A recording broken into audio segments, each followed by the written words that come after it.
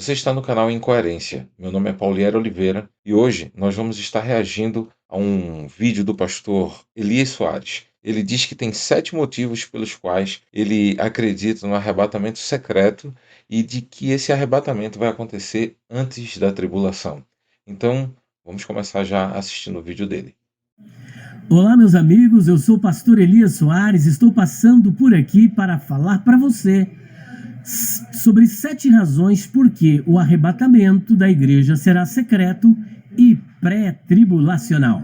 Muito bem, a primeira razão por que nós defendemos que ele será secreto e pré-tribulacional é porque ele será num piscar de olhos. 1 Coríntios capítulo 15, versículo 52. Aí você poderá dizer, tá, mas esse piscar de olhos é para a ressurreição do corpo, para a transformação do corpo, para ressuscitar os mortos e a transformação do corpo. Mas a minha pergunta é, mas por que ocasião, em qual ocasião, melhor, isso irá acontecer?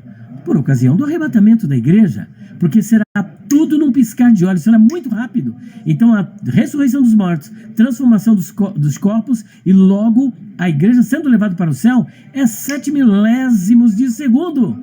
Portanto, essa é a primeira razão. Vocês acabaram de ver, né, que ele começa falando que o arrebatamento secreto será num abrir e piscar de olhos, né? E não é exatamente assim que a Bíblia fala. Então, uma das coisas que a gente vai fazer, mas não exatamente agora, no final do vídeo, é ler um texto que está em 1 Tessalonicenses, no capítulo 4, no verso 13 a 18. Então, lá eu volto de novo para falar sobre esse detalhe. É 7 milésimos de segundo. Portanto, essa é a primeira razão. Segunda razão é porque ninguém viu Noé e os animais entrando na arca. Por isso que foi secreto. E a salvação de Noé tipifica o arrebatamento pré-tribulacional. Porque perceba que Noé, ele é avisado, avisa o povo, ninguém dá ouvido. Então os animais vêm, ele entra na arca com a sua família, ninguém viu, são milhares de animais fazendo barulho, porém ninguém ouviu. Olha que interessante. Terceira razão, ninguém, a não ser os discípulos, viram Jesus sendo levado aos céus. Se você conseguir um só ímpio que tenha visto Jesus sendo levado aos céus, eu vou te dar razão, mas não viu. Nesse ponto aqui é interessante, né? Porque ele fala sobre o arrebatamento secreto, mas o próprio fato de que os discípulos eles estavam presentes no momento em que Jesus foi levado aos céus, isso já denota que não foi um arrebatamento secreto, né? Então, não sei se caberia arrebatamento secreto se houve a presença de discípulos ali assistindo esse momento. Mas vamos continuar. Os salvos também viram Jesus ressuscitado. Jesus é ressuscitado e é visto pelas mulheres, é visto pelos apóstolos, por mais de 500 irmãos. Mas nenhum ímpio viu Jesus sendo ressuscitado. Quinto motivo, Noé e sua família e os animais foram tirados antes do dilúvio. Eles são tirados antes do dilúvio acontecer. Eles são tirados da terra e colocados. Só fazer uma ressalva, né, com relação a essa parte que ele fala sobre o fato de nenhum ímpio ter visto Jesus, Jesus não ter se apresentado a nenhum ímpio depois da sua ressurreição. E eu acho que isso é uma coisa um pouco óbvia, porque não faria diferença um ímpio ter visto Jesus ressuscitado, né? Inclusive, se você prestar atenção, quando Jesus morre, Mateus relata que no momento da morte de Jesus, houve um grande terremoto e que nesse terremoto o véu do templo se rasgou de alto a baixo, e ele ainda comenta que muitos dos túmulos de santos mortos racharam, né? Foram abertas, né? E que esses santos ressuscitaram, né? Quando Jesus ressuscitou no domingo de madrugada, e esses santos eles saíram pela cidade falando, né, e testemunhando sobre a ressurreição de Jesus. Então, esse ponto é bem interessante, mas Jesus ter aparecido para um ímpio depois da sua ressurreição não faria certamente diferença alguma. e a arca fica sobre o dilúvio. O pessoal diz, não, Noé estava no dilúvio. Não, ele estava sobre o dilúvio, porque o dilúvio é aquela enchente de água, mas a arca estava sobre o dilúvio. E assim também a igreja estará por cima da grande tribulação, porque ela estará no céu. Que é uma parte muito engraçada, né? Percebam que ele já passou por aquelas razões pelas quais ele considera que o arrebatamento vai ser antes da grande tribulação. E aí ele fala, né, de que Noé foi retirado ali, né, colocado, e que ele não participou do dilúvio, porque ele estava boiando sobre a superfície ali das águas, né? Então ele não fazia parte do dilúvio, porque o dilúvio era ali abaixo da água, né? E não tem lógica alguma, né? Certamente que Noé fez parte do dilúvio, mas estava ali protegido aquela embarcação que foi feita nos moldes em que Deus havia ensinado para ele como fazer, né? Então, não existe aqui uma razão para considerar que ele foi retirado do dilúvio, né? Ele não passou pelo sofrimento do dilúvio. Ele passou pelo sofrimento, mas de forma protegida por conta do fato de ele estar ali dentro da arca, né? E o fato de ele estar boiando sobre as águas não significa que ele não fez parte do dilúvio.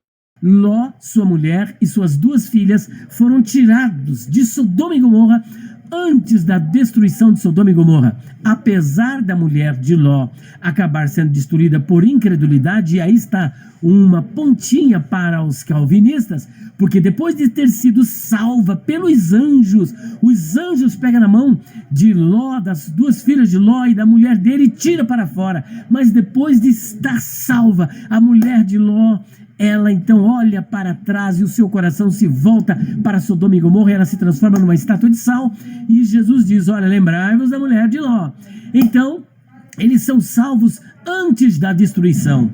E em 7º lugar, a igreja será guardada. Que é bem interessante, né? Ele fala sobre a questão da saída da família de Ló, né? Ló e sua família foram retirados por 2 anjos, antes de Sodoma e Gomorra ser destruída, né? E aqui vem uma questão que ainda está dentro dessa parte que ele fala sobre a questão de ser retirado do meio da tribulação, né? Antes da tribulação, os servos de Deus, o povo de Deus, ser arrebatado antes dessa grande tribulação, né, e não passar por ela, eu não vejo lógica nisso, né, porque por que razão Deus diria para se preparar, né, para essa grande tribulação? Então, ele fala sobre o fato de eles terem sido retirados antes, e que essa parte do fato de ter sido retirado antes dá uma conotação de que os servos de Deus serão retirados antes da terra, antes da grande tribulação. E isso não tem nenhuma base bíblica. Mas ele está partindo aí para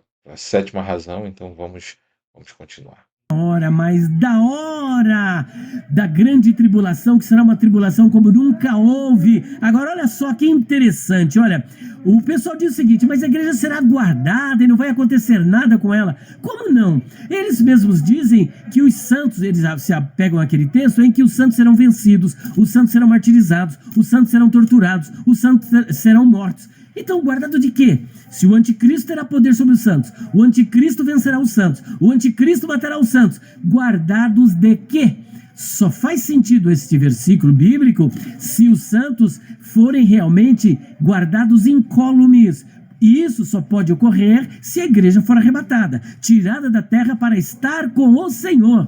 Então perceba que aqui nós temos tanto a questão sobre o arrebatamento secreto, como um arrebatamento pré-tribulacional. Interessante, né? Interessante que ele faz umas colocações até engraçadas, né?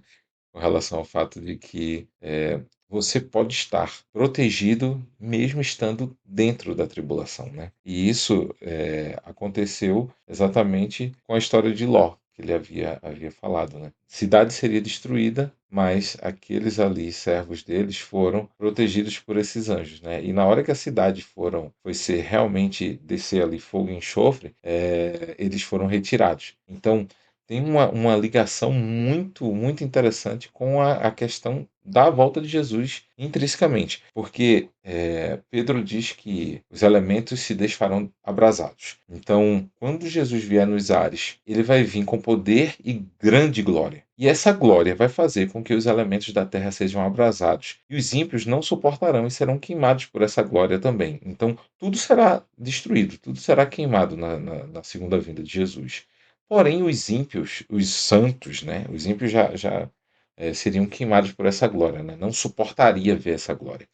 Os santos, eles vão estar com os olhos fitos no céu, observando a chegada, né, do seu mestre, né, do mestre Senhor Jesus. E é exatamente aí onde eu gostaria de ler um texto para vocês, que está em 1 Tessalonicenses, e capítulo 4 do verso 13 ao 18. Vou tentar ler rapidamente para vocês aqui, para que vocês entendam exatamente os pontos onde a Bíblia mostra que não vai haver um arrebatamento secreto, e também esse arrebatamento vai ser depois da tribulação, porque o arrebatamento acontece na volta de Jesus, quando ele toca a trombeta e os mortos ressuscitam. Mas vamos diretamente ao texto. O texto diz assim: Não queremos, porém, irmãos, que sejais ignorantes com respeito aos que dormem, para não vos entristecerdes, como os demais, que não têm esperança. Pois se cremos que Jesus morreu e ressuscitou, assim também Deus, mediante Jesus, trará em sua companhia os que dormem. Ora, ainda vos declaramos por palavra do Senhor isto: vós, os vivos, os que ficarmos, ou seja, nós os vivos, os que ficarmos, até a vinda do Senhor, de modo algum precederemos os que dormem. Portanto, o Senhor mesmo, dada a sua palavra de ordem, ouvida a voz do arcanjo e ressoada a trombeta de Deus, descerá dos céus, e os mortos em Cristo ressuscitarão primeiro.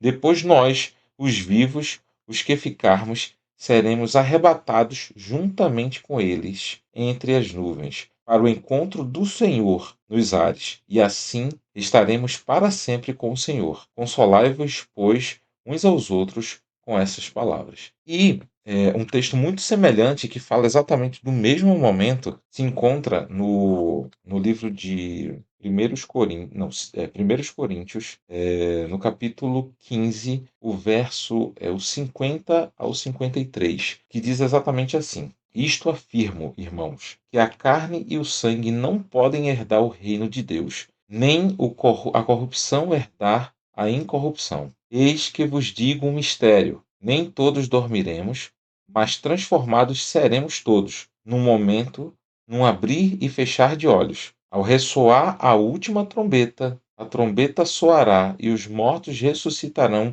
incorruptíveis, e nós seremos transformados, porque é necessário que este corpo corruptível se revista da incorruptibilidade e que o corpo mortal se revista da imortalidade. E aqui existe uma simbiose perfeita. É por isso que a Bíblia deve ser estudada um pouquinho aqui e um pouquinho ali.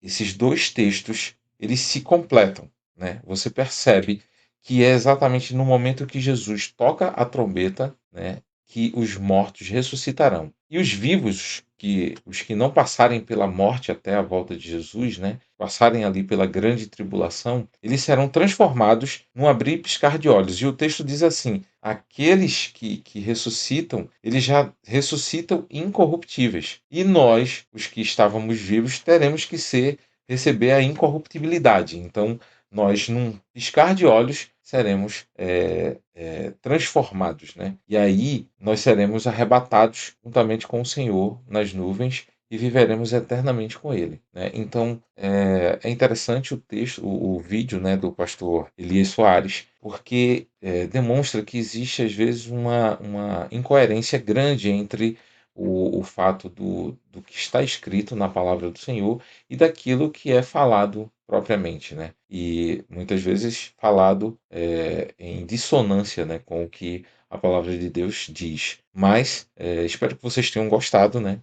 Trazemos aqui pontos que mostram que existe uma incoerência com relação ao fato daquelas pessoas que acreditam que o arrebatamento será secreto e antes da grande tribulação. Isso, eu venho trazer esse vídeo para vocês exatamente para que vocês não caiam nessa história e que vocês tenham a consciência de que vocês precisam estar preparados para passar pela grande tribulação e aí Se vocês realmente se apegarem à mão do Senhor, vocês passarão por esse período grande, né? E será rápido, né? Mas será grande pelo fato de que haverá um grande sofrimento, né?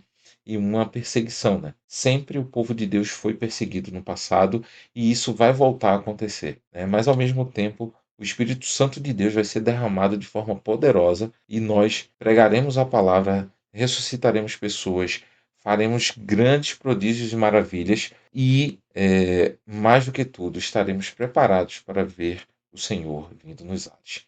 Até o próximo vídeo.